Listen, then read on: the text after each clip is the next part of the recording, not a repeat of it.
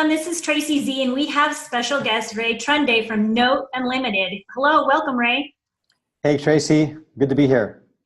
So I'm excited to have you here. Everybody teases me because I'm always excited when I have guests on. But our members are always looking for ways to manage and look at and analyze their note buy and sell, and especially partials and all kinds of fun things. And you are an active note investor, and you also have an interesting background that led you to creating Note Unlimited. So tell us a little bit how you got into notes, what you do also, your background, and how that created Note Unlimited. Absolutely. Yeah, so I actually got involved in notes through Eddie Speed. Actually, I went to a training class here in the city and took their 3-day, and then that led to more engagement with them. And one of the things that really, I guess, troubled me about it, I guess, the whole note due diligence aspect was that there wasn't really much in the way in the industry as far as evaluating a note, right? So in the trainings they gave you, certain things that you can try, but it was kind of left up to you to kind of figure out how to do the due diligence. So my background is in IT, and I said to myself, well, there's got to be a better way to do this. So I have Yakov here, who's a partner of mine here. But a little over a year ago, we sat down and said, hey, there's got to be a better way to do this due diligence. So that's kind of how Note Unlimited came to be. So yeah, that's your question. Yeah, so you created out of your own need. And correct. Yeah, and are you still in the software engineering business as well as investing? Yes. So right now I'm in a cloud security. I work for a cloud security company. I head up the quality engineering group here. But on the, I guess in my copious spare time, which is always, as you know, always a challenge. I'm also an active note investor. Excellent. Well, you guys are nice enough to give me a beta version. I've used your platform too, and I've really been impressed with all the features you've added. So without further ado, let's go ahead and take a peek at the platform and how it works. And it's great because I teach due diligence quite a bit and how to perform it. And so it's all these things that we go out and check, but a lot of times we're checking manually. So we're not saying, oh, don't go do your own checks. But what's beautiful about your system is it pulls all this stuff in and has it there at your fingertips. So you have and links to explore. So I'll quit talking about it and let you show us. Perfect. So the way you get a note actually added to our platform, and I'm going to use a note that I've already kind of downloaded from Notes Direct in this case, but our platform works with any platform as long as you have a CSV file, and I can show later here what the CSV file will need to look like. So the idea here is we upload a note, and you notice here it's got a file success message here. Let's look grayed out here.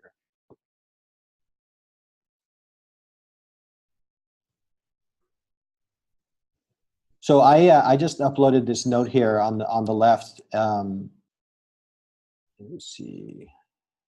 And so basically, right off the bat, I'm given information about yield, estimated ITV, which is investment to value, and I can at a stroke of a button here, I can get updates on eviction rates, school score, crime score, and market value. So we're going to go ahead and do that. Yeah. So you uploaded this data from a CSV file, but I know, just so the viewers know, there's also a way you can manually input each one of these fields, but so we don't have to watch you type it all. This is a much easier method, right? Correct. Now, as I mentioned here, that there is this CSV file that you can download and then input the fields for yourself. Yeah. Again, it works with any platform. And as you mentioned, right on the platform itself, you can actually manually, type the zip code of the property in question, and actually input the figures here to your heart's content. Perfect. Yeah, but we're going to save some time because you've already got a CSV file. Yep. Great. Correct. So the dashboard is the way I look at this is kind of the executive dashboard. Mm-hmm. We've spent a lot of time here in creating a dashboard that's flexible and it kind of meets. This is kind of a default view that we've created. But the idea is that you can create a view for yourself.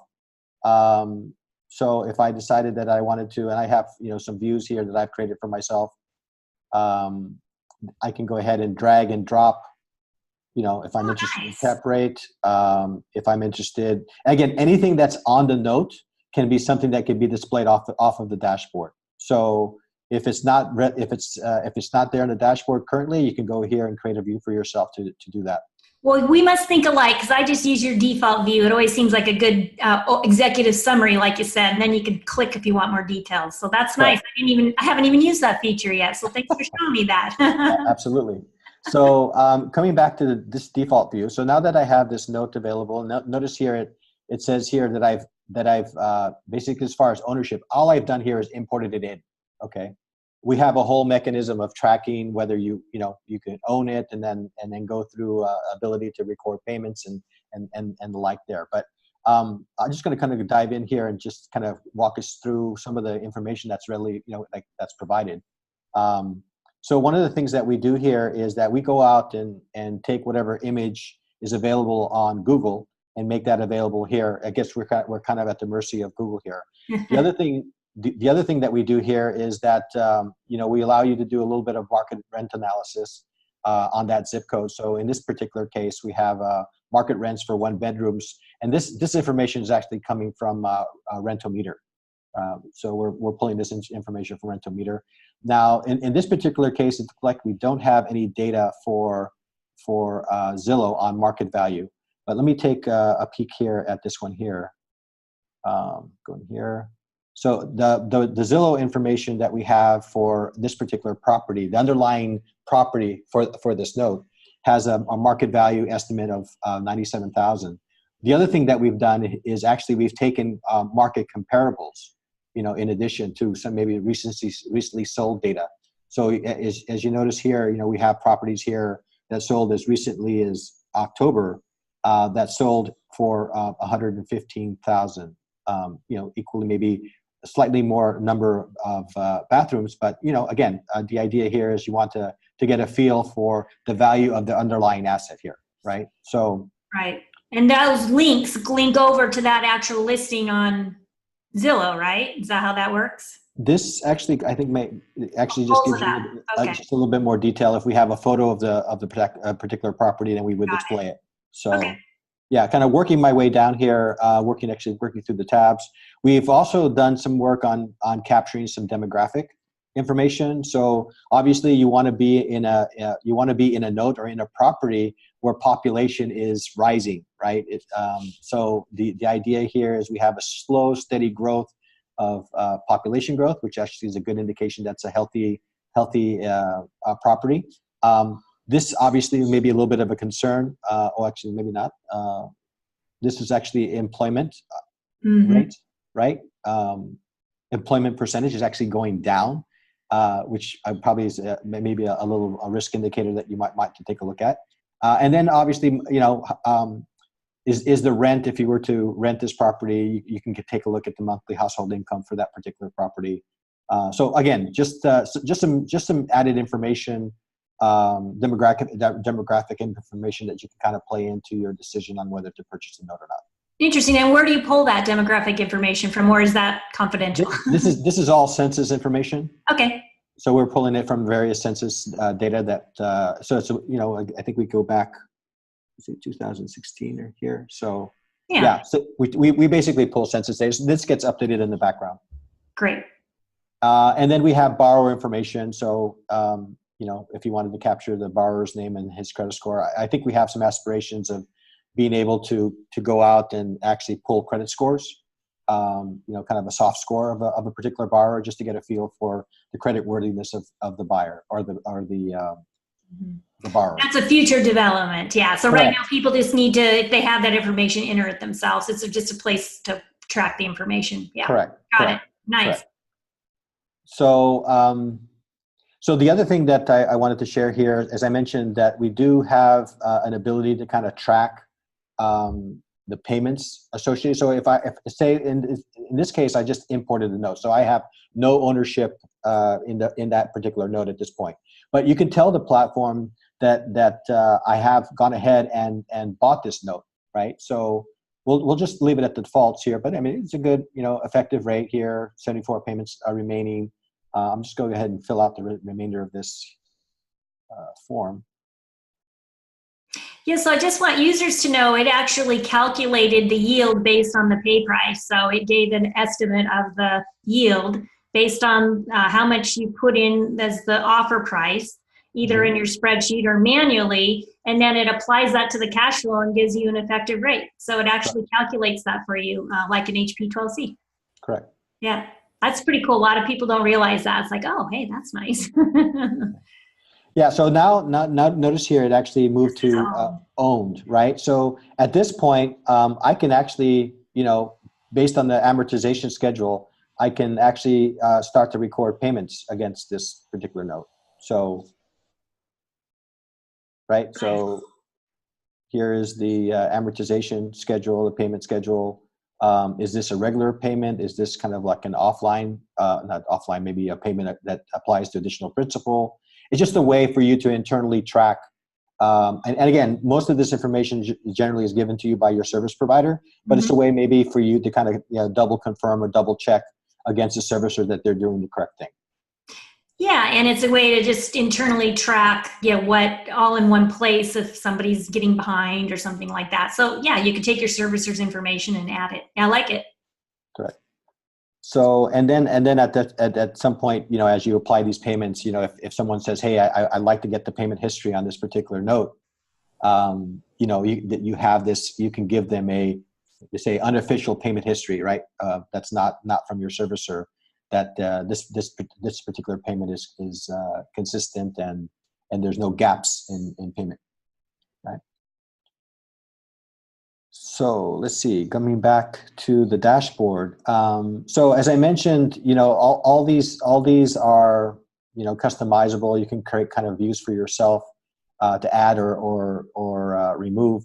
We do have this filtering mechanism, right? So that it say, hey, I'm only interested in, again, if I've pulled in a number of notes, I may say, hey, I'm only interested in performing notes, and I can go ahead and type performing, and it would only pull the performing notes up to the top. So it's just kind of a filtering mechanism that we have here that can help facilitate that. Now, the other thing, these gauges, these colors, notice that we have these kind of colors here to kind of gauge whether it's a positive, I guess maybe a recommended yield or not. You have an ability to customize this to your threshold here. So excellent. Yeah. So if say, hey, I don't want to deal with a note that's less than 3% or whatever. Anything that's 3% will be in this kind of red color. Anything in this 12 or better will be in this kind of green shade. So, and you can specify that for, like crime score, school score, eviction, all these kinds of things can be specified to your tolerance. Excellent. So that's where the color you set the ranges for what's a green or a red. So it gives you a little bit of a visual of if it meets your parameters. Yeah, obviously it's not endorsing or guaranteeing. No. This is at a glance. If you set these parameters, here's where it falls on the spectrum. We're always teaching about weighing the scales, right? So do you have enough good to offset bad, or is it getting too tipped? So if you looked and you'd set your parameters and you saw all red, you'd be like, that scale is tipped. Correct. All green, I like that tipped the other way. Or if there's some green and red, then let's research and see a little further. So it's just kind of at a glance. It's a nice visual aid, basically. Yes, absolutely.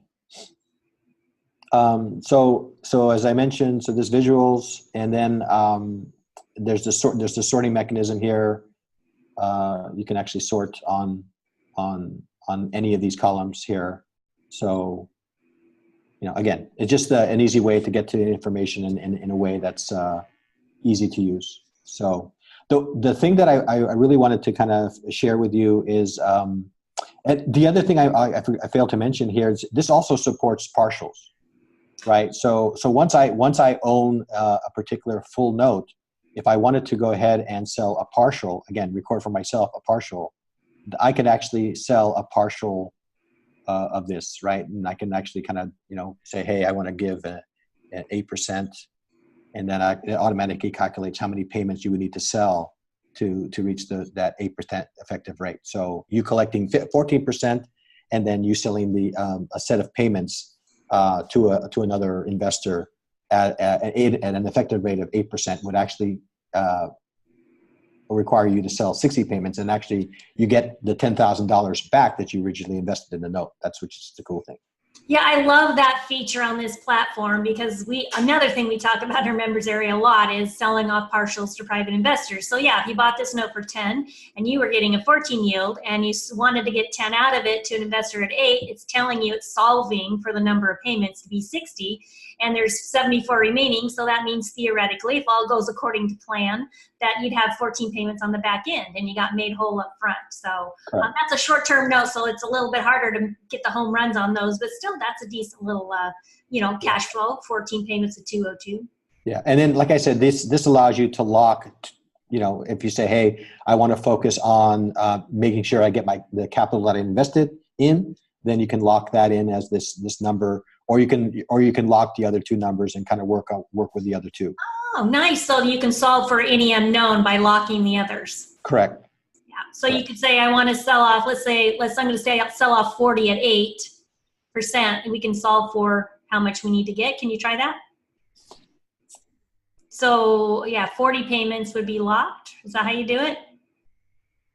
Yeah. Let's see here. Yeah, we would lock this over here. Or do you have to unlock the 10 first? Is that how it works? Okay. So if you said 40 payments, this actually just locked. So basically, if I said if I wanted an effective rate of 9, there, yeah. Right, it calculates what you would need to sell it for. So you could sell 49 payments at a 9 rate, and they would pay 83.31 and some change. Nice. Correct. That's a great feature. I'm so glad you pointed that out to people. Yes. So that's track that too, right? So as payments come in, you can track the partial you sold to the investor. Correct. And that's kind of where the power of the payment history comes in, right? So and then you can kind of track as you get closer to the term on what you want to, and basically kind of alert you to kind of you need to do some things to move around, right? Mm-hmm. You can tell somebody who buys and sells notes created this because you thought of a lot of things. Yes. So I like it. Yeah. So this is all on the partial side, and then again, let's see if I have any non-performing notes here. I don't think I do, but we obviously, there's certain default views that we provide for non-performing, and again, you can create a view. Say, hey, I may not be interested in loan to value or whatnot, for non-performing, and you can actually make that happen. So one of the things I wanted to share is actually one of the things that we most recently introduced is our exit strategies, right? So I'm gonna go ahead and select a note here. If you notice, this is the bar graph, and we've done quite a bit of work here in putting together a set of exit strategies that investors can then maybe think about before purchasing a note. I love this feature, Ray. I know when you guys recently, this, just so everybody knows, the platform's been out of beta for a long time, and it's all been working wonderfully well. It's all cloud-based, so it doesn't matter if you have a PC or a Mac, it all works. You log in, but now this is a new feature you added, and this just took it to a whole nother level, so I'm excited you're going to show us this. Yeah.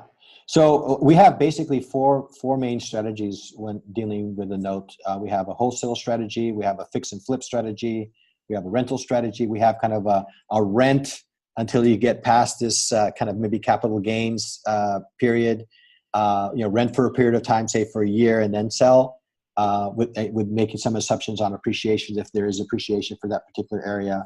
So we've done quite a bit of work here in trying to arrive at these strategies, and then to arrive at which of these strategies would be the most profitable. Okay.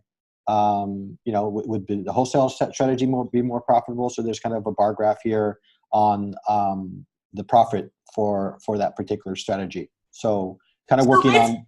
Go ahead. I'm sorry to interrupt you. Let's just back up a little bit for our listeners and start with this assumes a note didn't pay, right? And now your exit strategy is you've got to take the property back. Is that correct? Yeah, okay. These strategies here are all with the assumption. And again, whether it's performing or non-performing, I think knowing that information up front is good to know, right? Because worst case scenario. A performing note, as you know, can quickly turn subperforming or non-performing, right? Right. So having this information at your disposal and going through these scenarios up front, I think is actually quite powerful, right? You're proactive in making sure that if something catastrophic were to happen, that you're grounded on some good exit strategies. I love it. So let's talk about each one of these exit strategies. So wholesale, Sure. can you just describe that briefly and how this calculates that? Yeah. So basically, right now there's an assumption here on exactly, there's a set of parameters that are used to kind of arrive at some of these calculations. So you go through here and say, hey, what's the average, foreclosure length or eviction length, assuming that the property is occupied. All this information is you kind of input up front for your particular property. For your particular state, or is that how fine-tuned is that? Again, it's really. I think we have it kind of defaulted to county. Oh wow, so like a realty track average foreclosure, blah blah blah, for that county. Correct. Wow, impressive. Okay, go ahead. Sorry, just want people to know the power behind what your data you're pulling. Yeah, absolutely. And the discount here is basically what you decide. So again, I put down a 50%. Others, depending on the market, you could say 70% is more than adequate. And the idea here is, if I were to get this again, the market value for this property according to Zillow is $97,000. If I'm able to secure this property for $68,000, and let's say the value here is I'm able to resell this for at that $97,000 level, it quickly jumps. You see the value here jump as far as profit goes, right? Mm-hmm. A little bit high. Oops, I think you put in 970,000. Okay. That would really make it worth a lot. No wonder. No wonder it was looking so good. Yeah. There we go. So in any case, the idea here is then it factors in some of these, title, escrow, listing, as costs associated with the sale. So total invested, and then what the ROI would be on that wholesale. So. Okay, so and this took into account what you might, if you got the property back, how long it would take to foreclose, where you would sell it at, and then compared to what you invested to buy the note. Is that where you're getting that ROI? Correct. Okay. Yeah. Excellent. So that's the wholesale strategy. The rental strategy, again, we have this. Sometimes there's some renovation costs that are associated in getting the property up, and like I said, as I mentioned before, there's this average rent, and then the operating expenses to arrive at this kind of rental figure, cash flow, right? So, and then the ROI, assuming that this is we secure the property, get it renovated, get it into rental condition, and then what would the cash flow look like? So this total investment includes both the investment in the note itself, as well as the amount of, money to renovate and get it to rental condition.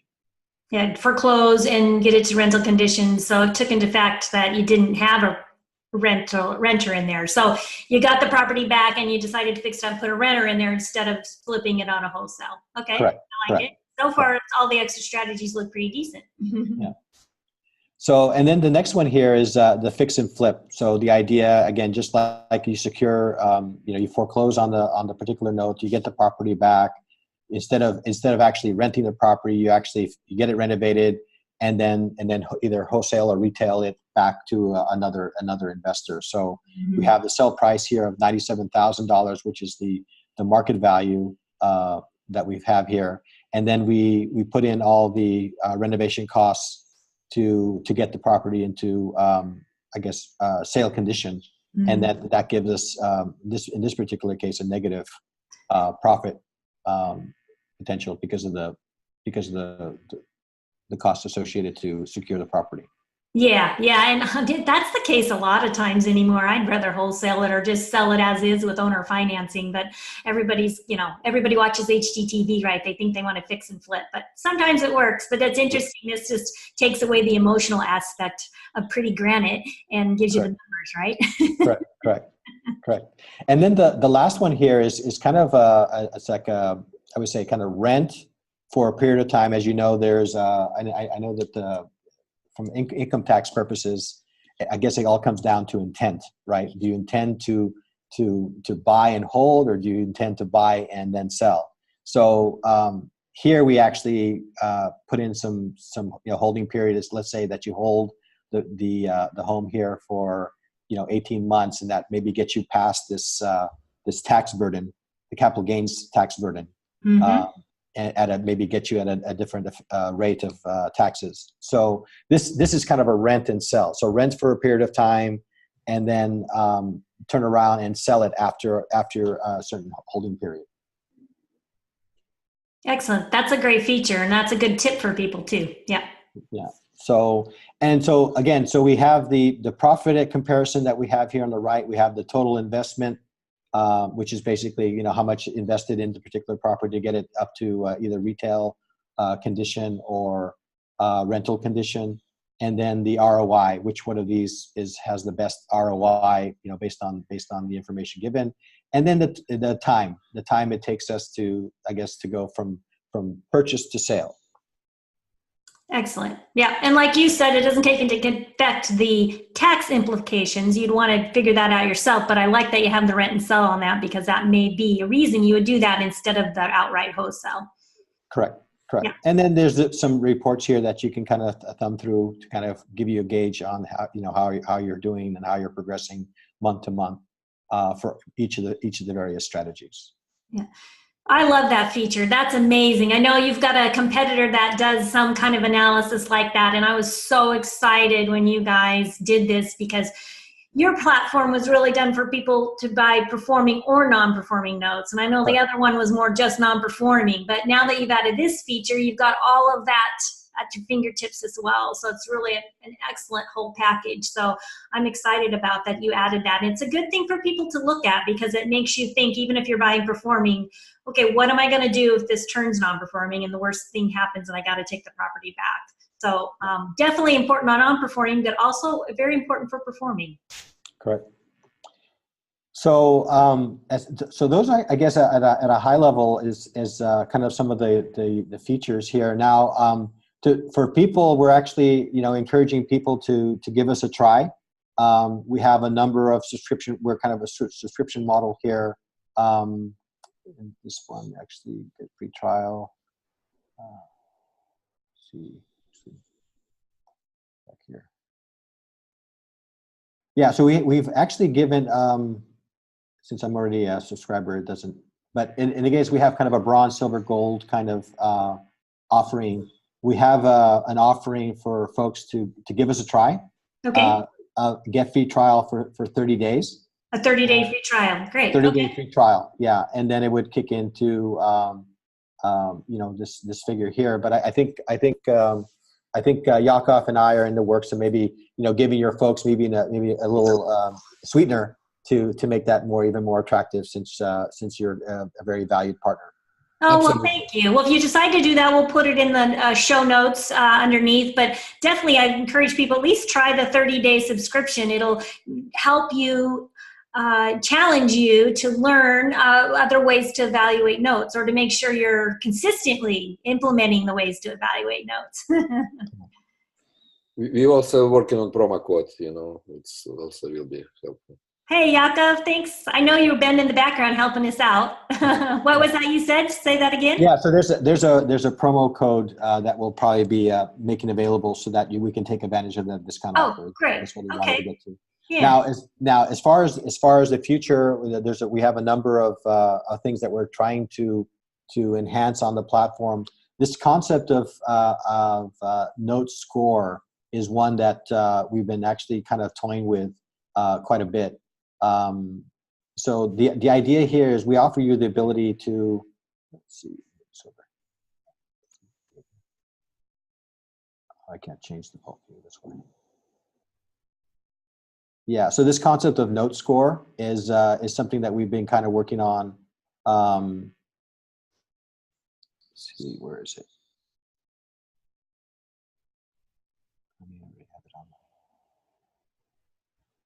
Yeah, so note score. So right now, this is a manual entry. Okay. So the idea says, hey, this particular note is a 90 for me or a 70 for me. And then that would be for a way for you to kind of, kind of sort the notes a bit based on interest. Mm-hmm. So we're actually trying to work on something that would actually do that rating for you based on a certain set of parameters that are important to you. So based on say yield, or based on school score or crime score, we would take that information and then formulate an evaluation on note score, right? Automatically. Right now so instead of just one note or two notes, we can take a tape of notes, and then we can quickly score those notes and give you a sense of which ones you want to particularly focus in on. Yeah, especially if you're looking at a portfolio, that's really helpful. Just a couple of webinars back, we went through all the different note grading systems that are there throughout the years. I know like one of them we shared was the FNAC model that I had shared with you, that went through and gave it a letter grade. And so, yes. yeah, I'm curious to see how that works. I always tell people, you always still have to use the common sense approach, because these are deals that fell out of somebody's box. So they don't all fit in a box. Sometimes they have redeeming qualities.